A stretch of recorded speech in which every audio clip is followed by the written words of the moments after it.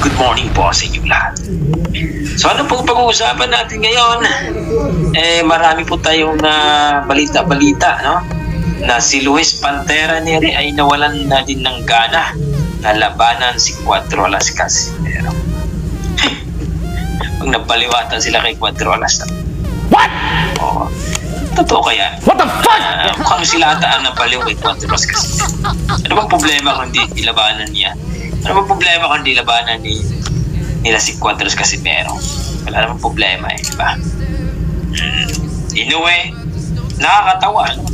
Ngayon lang po tayo nakarinig ng ganitong mga Alvin Major, shout out po, idol, like, salamat po idol sa likes.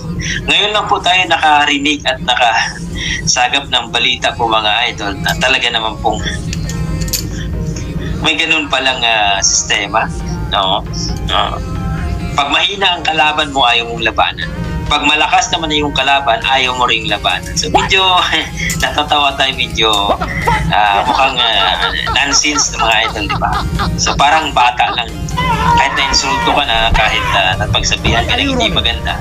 Hinahit ka ng nasabihan ka ng Japanese turtle ka or sinabihan ka ng hindi maganda, chicken ka. Yung bad boy ng Mexico. Ngayon lang po tayo mga idol, no? Kayo po, ano pong masasabi nyo na sa mga balita ngayon na si Neri daw ay hindi na rin daw nawala na daw ng gana na labanan itong ating pambato na si Alas, di ba? Marozilla Loro, shout out sa dyan. Meron palang ganun sa boxing mga idol. Ako gusto kong tumawa mga idol pero pipigilan ko muna ngayon. Di ba? Ngayon lang po tayo nakarinig ng ganito pong mga sitwasyon, no? Na binabas yung hindi natalo, ang binugbog, wala, no? Ngayon lang po tayo nakakaranas ng ganyan. Papalitan yung mga trainer daw. Yung mga ganun ba? Tapos ang nagsasabi, gaya ng sinabi natin before tayo magsalita, kaya linisin muna natin yung sarili nating pakuran kasi minsan pagka maibalik sa'yo yung sinabi muna, lalong-lalo na ngayon may laban ng mga iba nating mga boksingero ng Pinoy, no? At sasabihin din, magpalit na rin. Di ba? Nakakatawa kasi gaya na sinabi natin mga idol, ngayon lang tayo nakakarinig ng mga ganitong usapin. Imagine mo si bad boy ng Mexico na si Luis Pantera Neri. Talaga naman hindi naman talaga lalaban niya si Luis Pantera Neri ni Cuatro Alas. Takot yan ang number one takot, chicken talaga yan.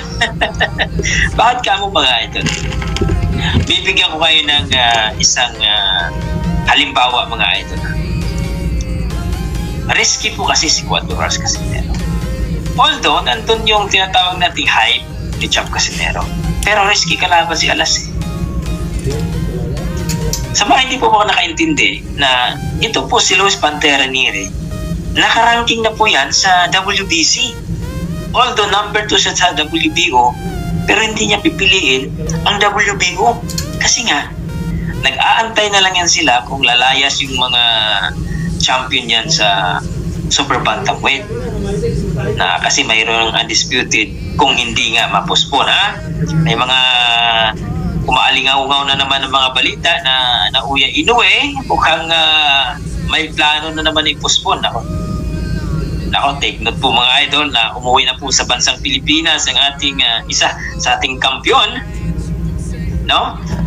Na si Marlon the Nightmare Tapalis na lalaban sa December. Sana po mga idol ay hindi po ma-postpone kasi alam nyo naman ang mga style nitong Inoue Brothers na laging naka-postpone ng postpone. May mga strategy sila mga idol. So hopefully hindi ma-postpone, no? Tandaan po natin nung nakarang laban ni Fulton at Inoue, May yun, tapos naging July. So hopefully, no, itong ating pambato na si Marlon the Nightmare Tapalis for undisputed, ay manalo. At hopefully hindi po mapospon kasi nakauwi na po ng bansang Pilipinas si Marlon Danet Bertapales at nasa Baguio po nag-training kasi nga medyo malamig po ang panahon sa Japan. So para po hindi po manibago. Saldi Pajal, shout out sa din, idol. No, di ba? So ngayon lang po tayo nakakarinig ng mga ganitong usapin na ay nawala na ako ng gana kasi nakalabanin si Casimero kasi nga mahina. Natuto ng mga idol. Si Luis Pantera Neri, no? Etong si walang problema kay Hobanesian kasi si Hobanesian talaga medyo mababa yung ano niya kay Hobanesian, baba. Pero hindi rin nalaban si Quantos kasi meron ni Hobanesian. For sure yan kasi wala sa ranking sa kung mababa ang ranking niya eh. Maaari sigurong lalaban si Quantos kasi meron TG Duhini for final eliminator, pwede yun. Kasi pareho silang WBO eh. Pero dito kay Hobanesian, I don't think so mga idol. No, kasi rank number 8 po si Hobanesian sa WBC. Si Cham Casimero naman rank number 7. So, kasi sa totoo lang mga idol, dito kasi sa Super Bantamweight Division, dalawa kasing kampiyon dyan. So, nakakaalam. Kasi, remind ko po mga idol, wala pong ibang kampiyon dyan sa Super Bantamweight Division, kundi si Naoya Inoue at si Marlon the Knight Bertapales ang ating pangbato. So wala pa pong title fight na mangyayari po. Okay? Mag-aantay pa po yan sila kung magdepensa itong undisputed. Sa totoo lang mga idol, nadismaya tayo. Ako, ewan ko lang sa inyo kung hindi kayo dismayado. Ako dismayado ako. Kasi itong mga kampiyon natin sa WBO, WBC, IBF at saka sa WBA, bago sila maglaban sa undisputed, dapat mag-depensa muna sana sila, no? Tingnan mo yung nangyari kay Bibol at saka ni Bibol mga idol at saka si Peter Bib, no? Pareho silang kampiyon pero hindi sila pinapayagan na mag-undisputed. Kailangan pa daw ni Bitterbib na lumaban kay Smith. Kung naalala ninyo. Ewan ko lang kung hindi pa ata natuloy yung laban hanggang ngayon. Kung naalala nyo mga idol, hindi pa sila nag-undisputed kasi hinarangan sila. Pero dito, kay Inoue at saka ni Tapales, kawawa yung mga nasa rank na rank number 1. Kawawa yan. No? Wala talaga eh. Idol ni Marley Khan, shout out sa dyan, idol. Diba? Dapat sana, pag champion nila, nag-ano muna sila, nagdepensa. Kasi at least kahit paano yung mga rank number 1, mapalaban. Kaso hindi eh. Alam naman natin mga idol, na talaga namang sa kalakaran ng boxing ngayon, hindi na po nadaan sa kundi palakasan na agad, no? So kaya mga idol, wala pong world title na magaganap. Sa mga nagsasabi dyan na ano ba yan, si Casimero walang world title, wala naman talagang world title na magaganap. Yung mga sa WBE, IBF, si Goodman sa IBF, WBA, si Ahmad Aliyev, WBO, ang number 1 dyan, si Goodman pa rin sa IBF. At number 2, si Luis Pantera Neri. Number 3, si Quantos Casimero. Pero yung dalawa naman yan, hindi naman lalaban kay Quantos Rolas yan. So, ibig sabihin, parang number 1 na rin si Quantos Casimero. Di ba?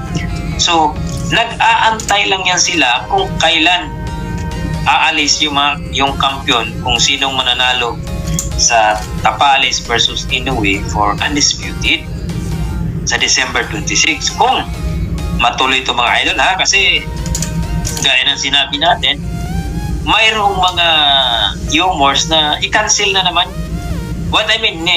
Cancel i-postpone na naman daw. Gaya ng ginawa ni Takuma Inoue dito kay Jerwin at Kahas. At nung nakaraan din na laban sana ni Fortune versus Naoya Inoue. No? So hopefully po mga idol, kasi nakapag-training na po ng maayos si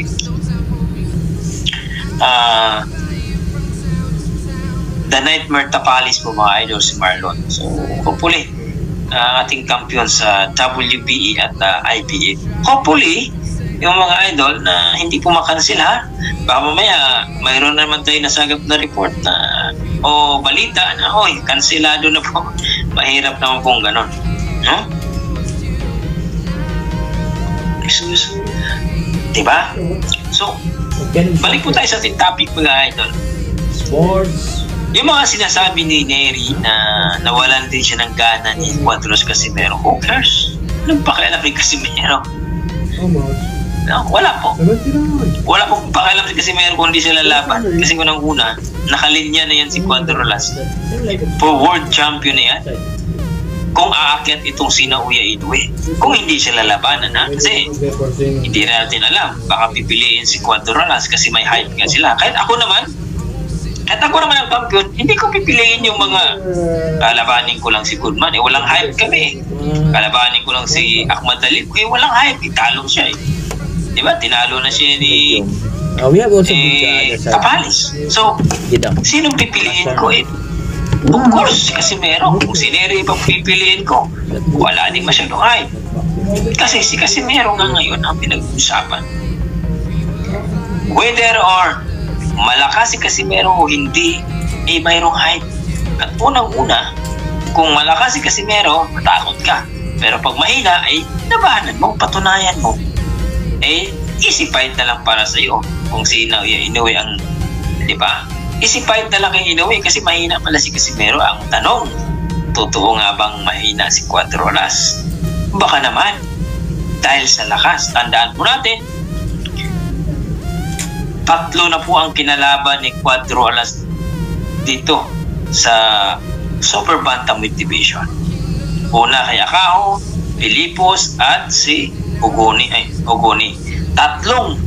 hapon na po. 3 na pong tanda po natin mga idol, umakyat po si Cuadros Casimero sa 122. May mga iba po na hindi po nadala ang lakas nila. Yung mga nagsasabi na hindi nadala ni Casimero ang lakas niya sa 122. Well, mga idol, siguro opinion nyo yan. Wala pa tayong magagawa. Pero para sa akin, dalang-dala. Sobra pa. Tingnan mo naman si Akaho. Kung anong nangyari kay Akaho, mga idol. 2 round lang.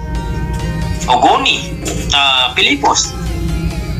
Nakasurvive man si Pilipos ng 12 rounds pero bugbog din po, no? Yung mga nagsasabi na yumayakap po si Cuadros Casimero, bakit si Pilipos hindi ba yumayakap? Panoorin niyo yung mga upload ko. Pareho lang. Yung pagyakap po ng mga boksingero, mga idol, that is a part of a game. Strategy yan. Isa yan sa mga patibong ng mga boxer na siyempre pag suntok ko ng suntok, yakapin mo na para hindi makasuntok, para awatin ng referee. Ganun po yung boxing. Hindi po ibig sabihin na pag yumayakap ka or nag-cleansing ka, pagod ka na. Wala pong tao hindi mo papagod Pero ang mga boksingero, madali pong mag-adjust, madali makarecover sa kanilang pagod. Unang-una po mapagod mga idol, yung pagsuntok mo na hindi ka makatama. Mas maganda kung makakatama ka. Yun po yung mga idol. Napakalaki po yung bawas sa yung kalakasan kapag hindi ka nakatama. Sa totoo lang. Kahit sino pang boxer ang tatanungin nyo niya mga idol. Mas maganda na itama mo kahit hindi man solido, pero importante makatama kasi pagod yun. Strategy kung paano ay yun, yung pagyakap, cleansing, pero kailangan na depende po yun sa pagyakap kasi pag may iba kasi hinawakan yung kamay, foul yun, no? Talagang aanuhin ka nun. Diba? So, makikita natin dito mga idol. Itong si Los Pantera Neri, gaya-gaya kay Inoue. Diba? So, mukhang yung mga nanonood ko 19 million the house, mga basher ko ba to? Or ano ba to? Walang nag-type eh. Mga basher ba ito mga idol? Type 1 po mga idol sa mga hindi basher dyan. O kung basher kayo, type 2 po mga idol para magkaalaman tayo dito. Namimiss ko kayo eh, no? Baka mamaya magsialisan yan sila. Yung basher tayo na tayo So type 1 po kung sa mga hindi basher po mga idol. Pero kung basher ka, type 2 po mga idol. Para malaman natin dito. Sino ba talaga mga basher at hindi natin. Sayang yung papanood nyo dyan. Type po kayo kung anong masasabi nyo dyan. Ni Luis Pantera Neri at ni Naoya Inoue.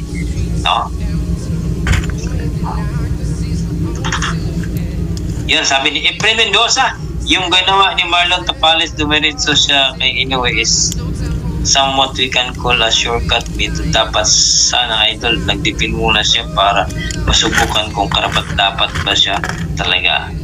Well mga idol, exactly talaga Efren, pero yun nga mga idol, kasi alam mo naman naintindihan po natin, no? Ako po idol, yun talaga ang dapat, no? Magdepensa muna sila. Pero ang ina-after kasi din ni Marlon Tapales idol Efren, pera. Siyempre malaking pera yan kapag mag-undisputed kaagad sila.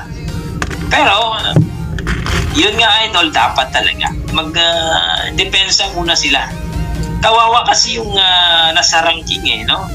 Yung rank number 1, kawawa yun kasi matagal nag-aantay.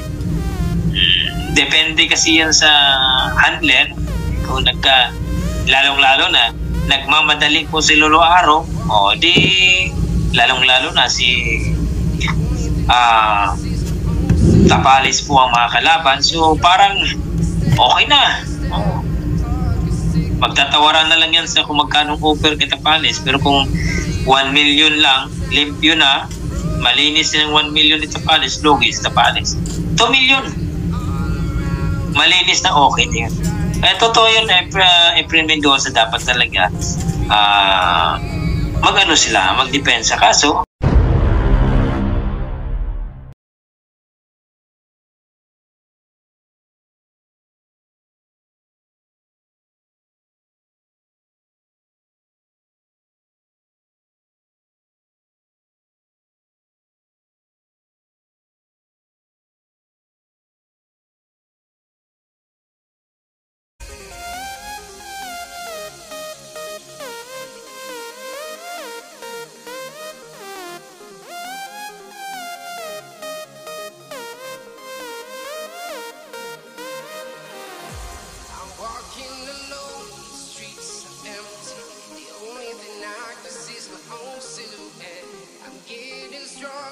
Step by step, the clock is ticking, but there's no time for